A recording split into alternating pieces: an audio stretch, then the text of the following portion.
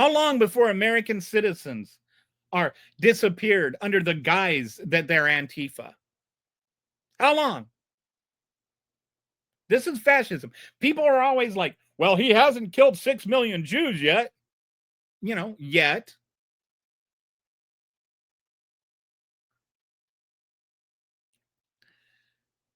Just want to point out, Hitler was elected in, I think it was 32. The final solution didn't start going in effect until like 42. It didn't happen overnight. So when you say, that he's not doing this, he's on schedule to. Right now, he's following the Hitler playbook. And we are in chapter Reichstag fire right now.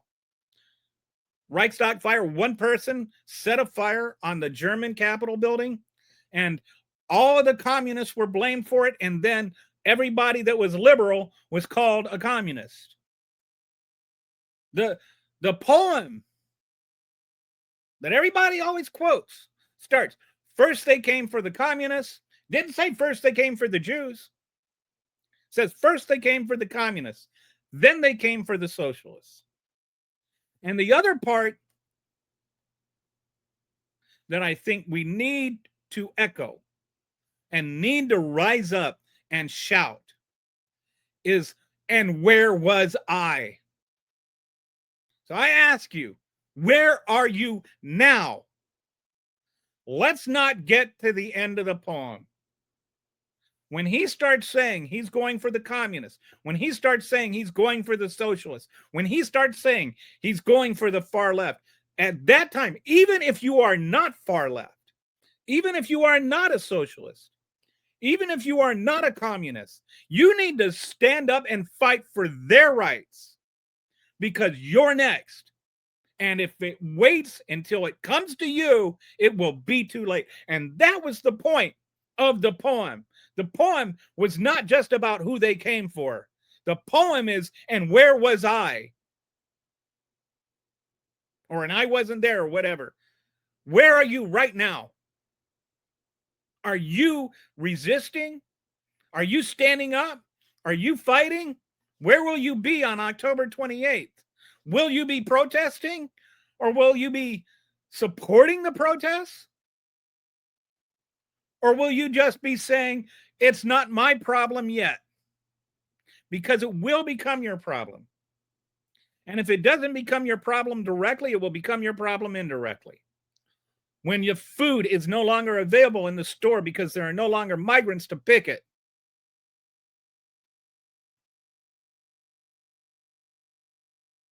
When the hospitals start closing in your closest hospital closes because there is no longer funding to pay for it.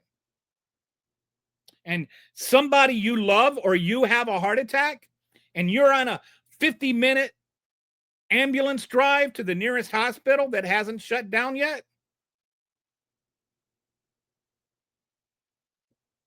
It's because you didn't fight in advance. Everybody always says, don't obey in advance. I will say, fight in advance. Don't just not obey. Don't just not be complicit. Stand up and fight. Don't just fight for your rights. Fight for everyone's rights. Fight for the rights of people of color. Fight for the rights of women. Fight for the rights of trans people. Fight for the rights of people you don't agree with. Because we either all have rights or none of us have rights. This is a binary choice, and you need to make one. You need to make one while you still can. And I'm not trying to be hyperbolic here. I'm really not. But when you know history, and you know what the playbook is, and you know that Trump is following that playbook page for page, you know you need to stand up. So I encourage everyone, fight, fight, fight. That's all I have for today. Oh, wait, we have a comment. Hey, Joe, thanks for joining. I was wondering where you were. I always appreciate you, friend. Anyway, I don't mean to sound hyperbolic, and I don't think I'm being hyperbolic. Rights are literally being stripped away. They're being stripped away for transgender people. They're about to be stripped away from gay people.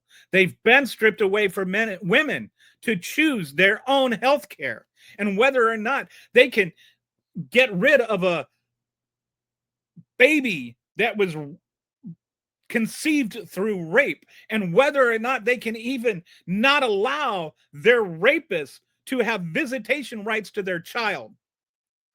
These are the things we need to fight for. And these are the things we need the Democratic Party and Chuck Schumer and the entire Democratic Party to stand up and fight for. This is not the time for sound bites. This is the time for sound fights. So let's fight back. Let's stand up and say, this is my America, and you did not own it because you won a plurality of the votes. They can't arrest 70 million Americans or 80 million Americans. And that's the only way we can make them listen, is if all of us unite and fight back. Anyway.